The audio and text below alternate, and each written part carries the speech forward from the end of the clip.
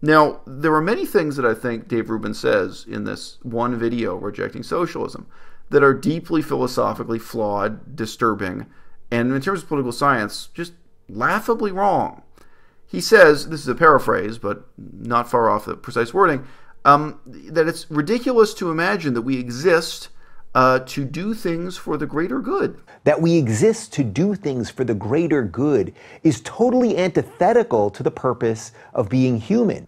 He claims that this is antithetical to being human itself, that socialism itself is incompatible with human nature. Now, what does he mean by socialism? What does any reasonable person mean by socialism? You can take the position that soft-core socialism is not truly socialism, is not worthy of the word. You can take the position that soft-core pornography is not truly pornography and is not worthy of the word, but this is all a matter of semantics. I'm going to bring in two very different witnesses to the meaning of the word socialism, one being Bernie Sanders and the other being Milton Friedman.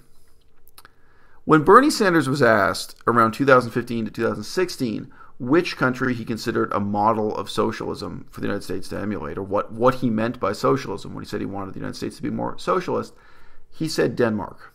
No, he didn't just say this once. That's why I say 2015, 2016. It seems he doesn't say that so much lately. And various politicians in Denmark and pundits and personalities said in the press and responded to this saying, no, Denmark is not a socialist country.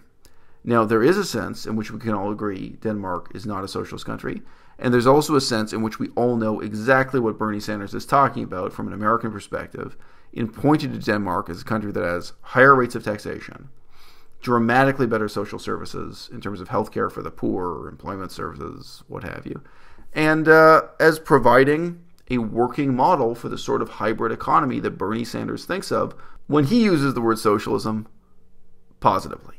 Their ideas have never worked and will never work because a system built on stripping our humanity is in direct conflict with what it means to be human. I don't think anyone enjoys public sector bureaucracy, whether it's for education or for the healthcare system or what have you.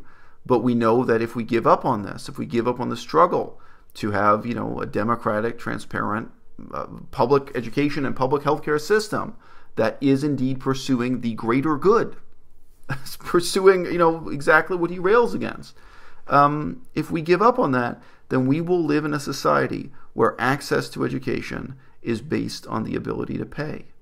And that's immoral.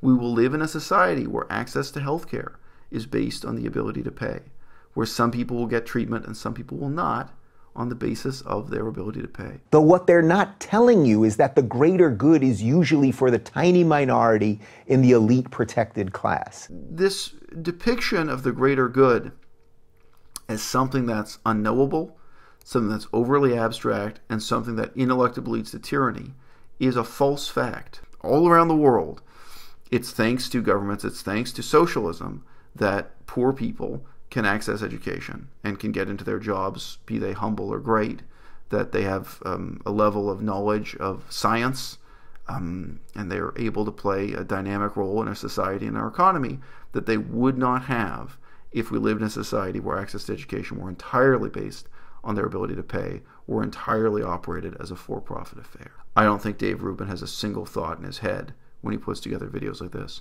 I don't think he meditates on for one moment what the consequences would be of preaching to a crowd of hundreds of thousands or perhaps millions that it is incompatible with human nature to have any concern for the greater good, or that any notion of the greater good is in this way a slippery slope to tyranny.